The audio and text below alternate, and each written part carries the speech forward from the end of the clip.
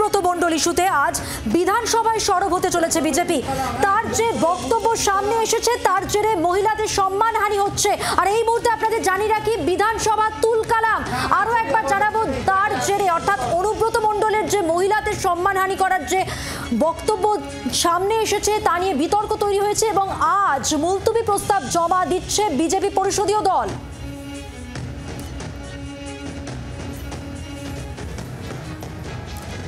অনুব্রত মণ্ডল ইস্যুতে আজ বিধানসভা সরব হতে চলেছে বিজেপি। তার যে বক্তব্য সামনে এসেছে তার জেরে মহিলাদের সম্মানহানি হচ্ছে। আর এই নিয়ে আজ মুলতবি প্রস্তাব জমা দিচ্ছে বিজেপি পরিষদীয় দল।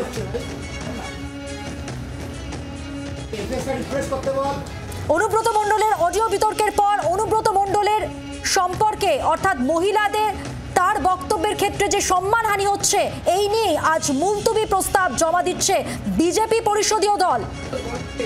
আর এই ইস্যুতেই বিধানসভা তুলকালাম, সরব বিজেপি।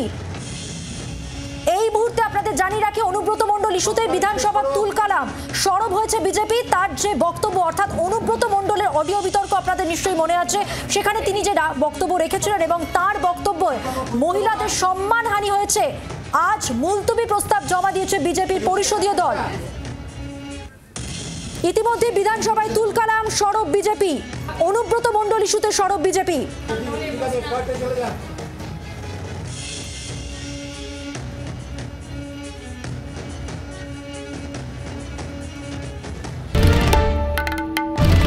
বাংলার আওয়াজ, বাঙালির আবেগ, জি 24 ঘন্টা।